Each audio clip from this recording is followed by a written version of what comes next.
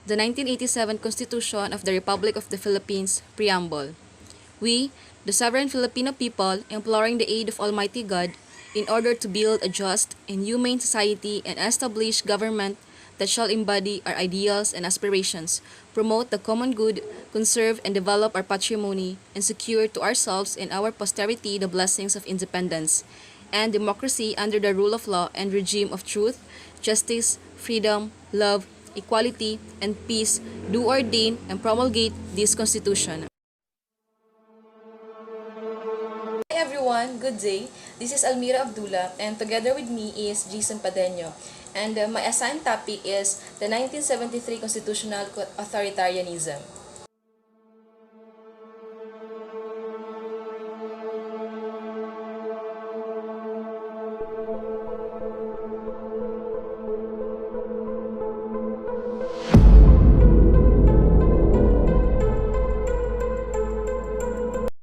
Before we proceed to the topic of 1973 constitutional authoritarianism, I have to give the meaning of the authoritarianism or authoritarian itself.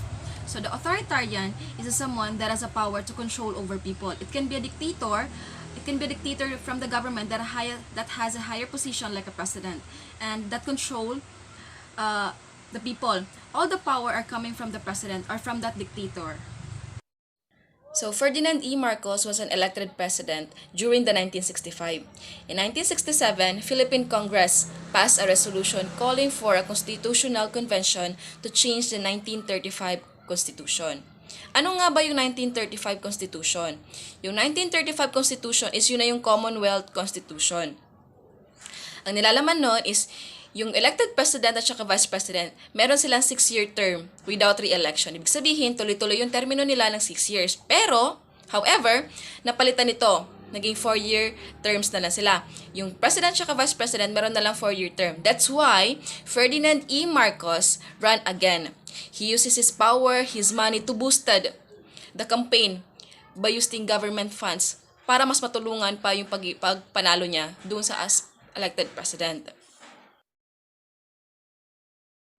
November 20, 1970 was the election of delegates in the Constitutional Convention that was led by former President Carlos Garcia. Sadly, he died. That's why Diosdado Macapagal succeeded on that position. June 1, 1971 is the start of the Constitutional Convention. But before it finished, martial law took place sa pamumuno ni Ferdinand Marcos. Dahil according to Ferdinand Marcos, meron daw umusbong na komunista. So dahil sa martial law, yung mga delegates ng Constitutional Convention is nakulong. Yung iba naman itinapon sa ibang bansa. Tapos, yung Constitutional Convention is turn down ni Marcos. Nimanipulan niya yung mga documents. November 29, 1972, the Constitution was approved. But the content, yung nilalaman niya is napalitan na.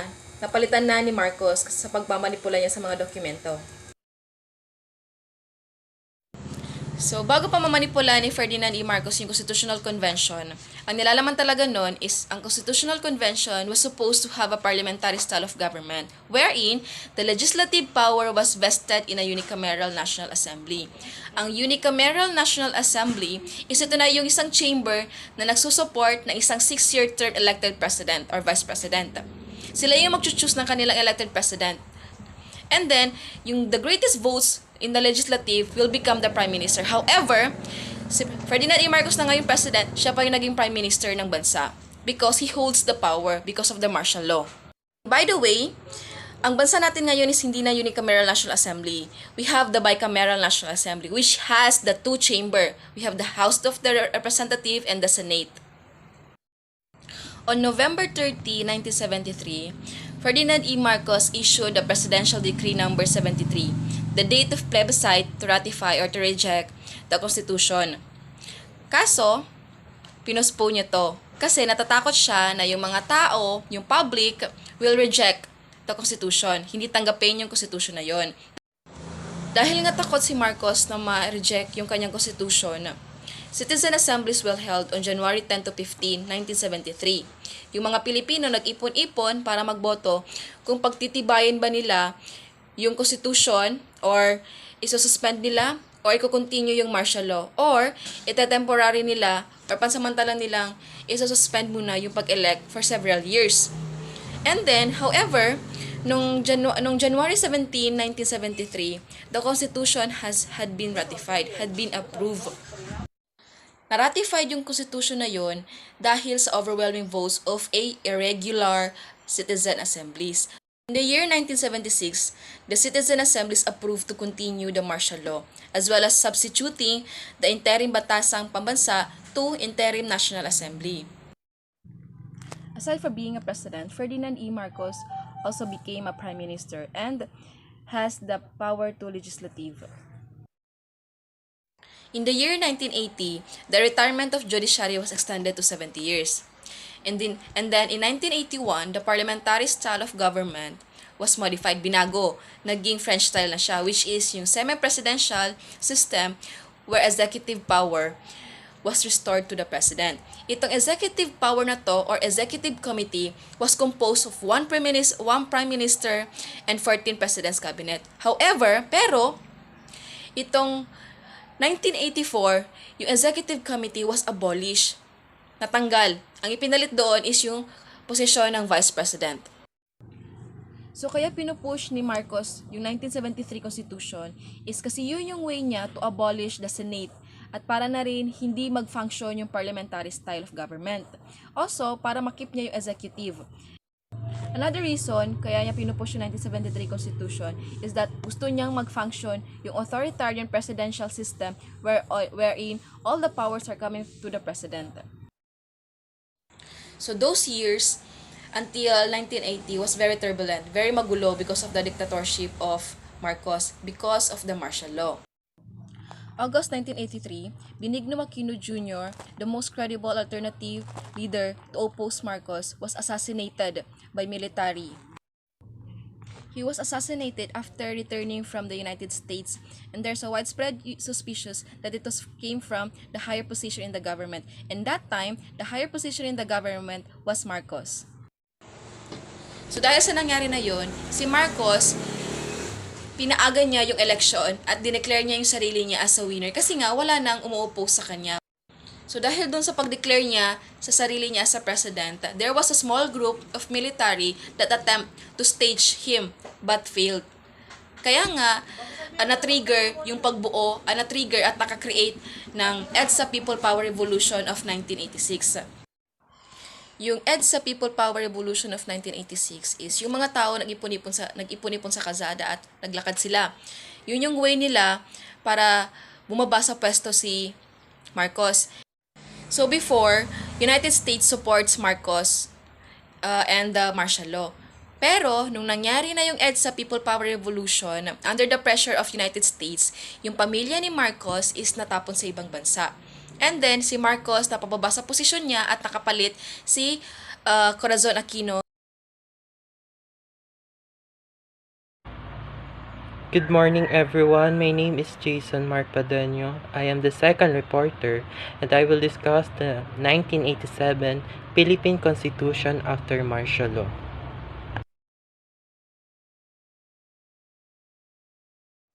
After to unleash the power of Marcos administration, months later, President Corazon Aquino government had three options regarding the Constitution: to retrieve the 1937 Constitution, retrain the 1937 Constitution created by Marcos administration, and lastly, to be granted to make reform or start new Constitution. They decide to make a new constitution that, according to President herself, should be truly reflective of the aspiration and ideals of the Filipino people, o para sa bayan. The idea for this new constitution was to be implemented only within the term of President Aquino, but the Constitutional Commission decided that this would be a permanent constitution. After a long process of perfectly making this constitution, it was officially implemented on February 2, 1987. The Constitution begins with a preamble and 18 self-contained articles. It allocates governmental powers among the executive, legislative, and judicial branches of the government. Preamble is an introductory part which stating the goals, purpose, aim, and justification of the Constitution. And the 18th self-contained article, which is, for example, in Article 3, the Bill of Rights, it has 22 sections, and that section has a different purpose that contains the human right. Now, I will discuss the three branches of government and its individual role for the Constitution.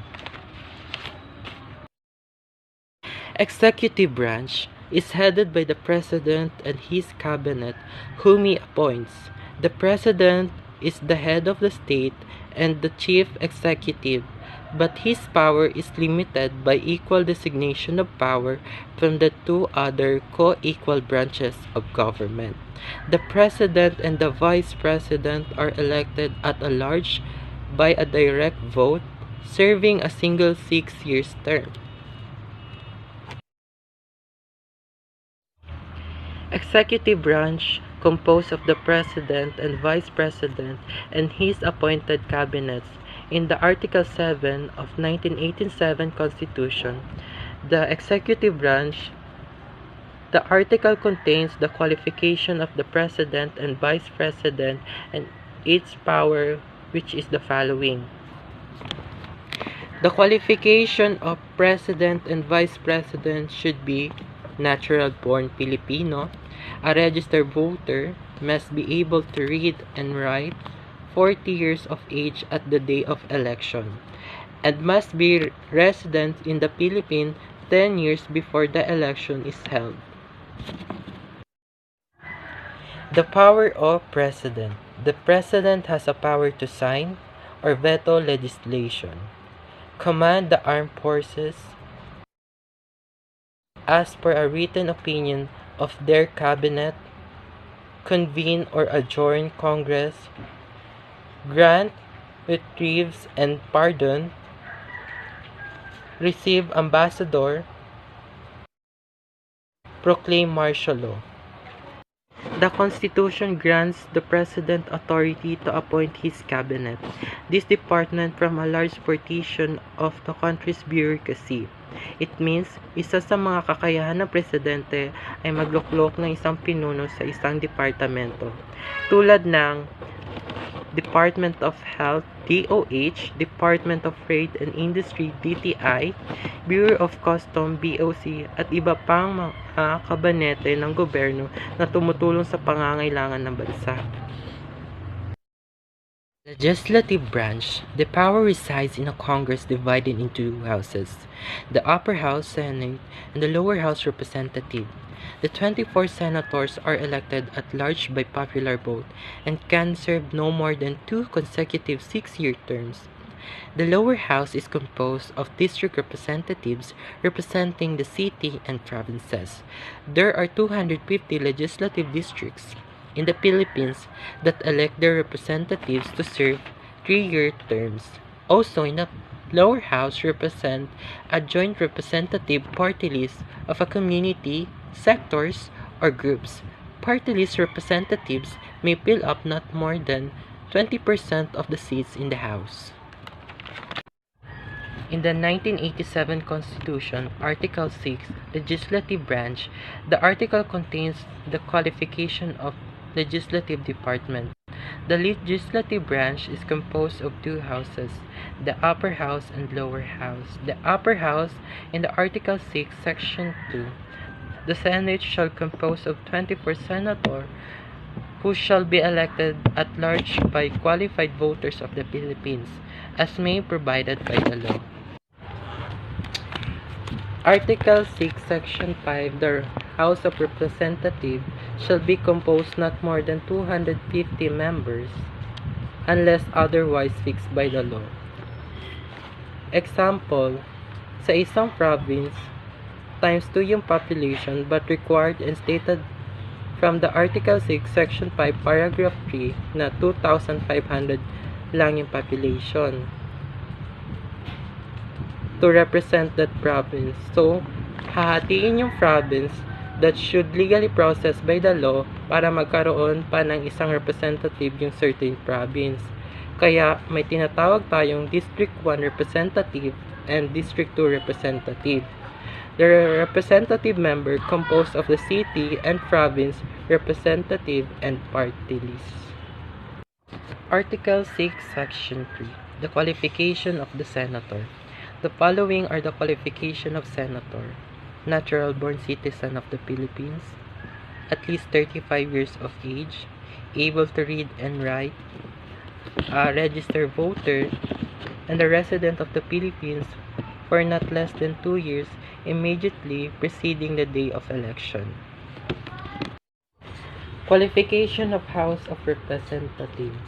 Natural-born citizen of the Philippines, at least 25 years of age, able to read and write, registered voter in the district which he shall be elected, and a resident thereof for a period of not less than 1 year immediately preceding the day of the election. What are the power of the legislative branch? Among other power, the legislative branch makes a law, declare war, regulate interstate and foreign commerce, controls taxing and spending policies. Judiciary branch is vested to the Philippine court system. It composed of the Supreme Court and lower courts. As created by law, the Supreme Court is a 15-member court appointed by the President without the need to confirm by the Congress. However, the member of Supreme Court should be provided by a constitutional specified judicial and bar council. The Supreme Court Justice may hear on appeal any cases dealing with the constitutionality of any law, treaty, or decree of the government. Cases where question the jurisdiction or judicial error or concern, or cases where the penalty of sufficiently grave. It may also exercise original jurisdiction over cases involving government or international officials. The Supreme Court is also in charge of overseeing the functioning and administration of the lower courts and their personnel. Article 8 of the Constitution, the judicial branch, vested to the Philippine court system that composed of the Supreme Court and lower court. The Supreme Court has composed of the 15-member appointed by the President without the confirmation of the Congress. But the member of the Supreme should constitutionality specified judicial and bar council. And the role of judicial branch is interpret the meaning of the laws, applies laws to individual cases, and decide if laws violate the Constitution. To summarize my report, the role of executive branch is to execute the law, legislative branch is to make a law, and the judicial branch is to interpret the law. Constitution also established 3 independent constitutional commissions: the Civil Service Commission, the Commission of Election, and the Commission of Audit. The Civil Service Commission is the central agency in charge of government personnel. The Commission of Election mandated to enforce and administer all election laws and regulation, and the Commission of Audit, which examine all funds, transactions, and proper accounts of the government and its agency.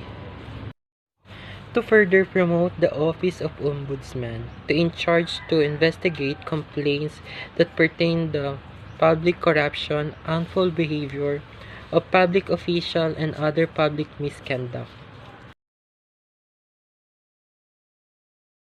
The 1987 Constitution has 3 methods, and these 3 methods requires a majority votes for the national referendum. The first method is the Constituent Assembly, which also known as CONAS. This are composed of bicameral Congress of the Philippines, which means the Senate and the House of Representatives. The second method is the Constitutional Convention, where Congress, upon voting of 2/3, they will call its members to have a majority votes. The third method is the People's Initiative, where persons has 12% votes for petition. These were the methods they used to attempt to change the 1987 Constitution, and it starts with the former President Fidel V. Ramos that has been succeeded by Corazon Aquino. The first attempt to change or to amend the 1987 Constitution is with Secretary of National Security Council Jose Almonte, but hindi siya nagtagumpay. The second attempt was noong 1997 with a group of PIRMA. The group of PIRMA gathered the signatures of the voters hoping to change the constitutions using the People's Initiative. Marami ang against dito. Isa na doon si Senator Miriam Defensor.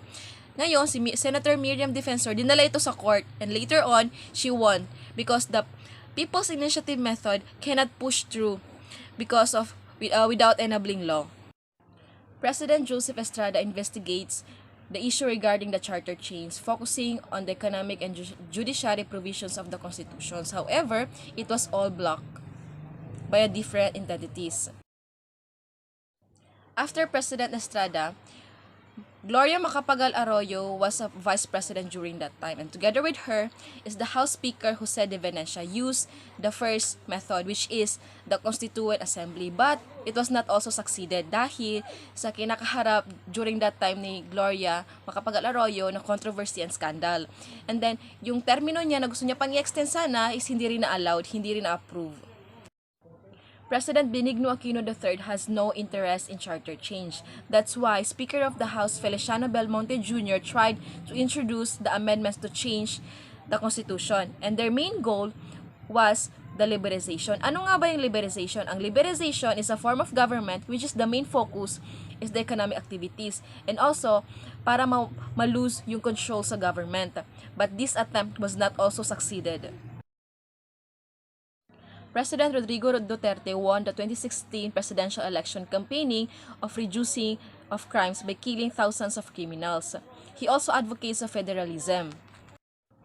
In a simple way of explaining what is federalism is that it is a form of government in which the power is divided, but the central authority holds the power. For example, in a specific region will not go to the legislative just to ask a budget. Instead, the region itself get the budget personally from the collected tax he get from the city that he belongs. Advocates ni President Rodrigo Duterte ang federalism, it's because nung local leader pa rin siya sa Mindanao, is these are the problem they were facing, the poverty and the violence. December 7, 2016, President Duterte signed an executive order creating to review the 1987 Constitution. Pero hanggang ngayon is nire-review pa rin nila. Hanggang ngayon is wala pa rin update. And our last topic, which I will discuss, the federalism. Federalism is a system of government in which the same territory is controlled by levels of government. Generally, an overarching national government is responsible for broader governance of larger territorial areas, while the smaller subdivision, states, and cities govern the issues of local concern. President Rodrigo Duterte is an advocate to this system, in which he refers on his personal experience when he is a former city mayor of Davao City. He believed on this system and saying that it really evenly distribute wealth in the Philippines instead of concentrating it in Manila, the capital of the country. Which means the local government, specifically the city government, authorized to handle their laws, finances, development plans, health, education, and infrastructure para mabigyan ng tama at sapat na tulong sa kanilang sinasakupan dahil hindi kaya ng national government tutukan lahat ng problemang umiiral sa kada lungsod at probinsya ng Pilipinas. This federal setup may thrive using their strategic advantages in their natural resources. Maaari ang isang lungsod o probinsya ay mayaman sa agrikultura. Maaaring bigyan ito ng pansin ng kanilang lokal na pamahalaan upang maging kanilang pangunahing produkto at maiangkat ito sa katabi nilang probinsya o lungsod. Or it would be better if they extract it in international market. This governing strategy is supported by our own current President Rodrigo Duterte dahil nakita niya ang magandang naidulot nito nung siya pa ay naging City Mayor ng Davao City. It's a wrap. That's the end of our report. I hope you gained something about our topic and the fruitful reason behind the creation of 1987 Philippine Constitution.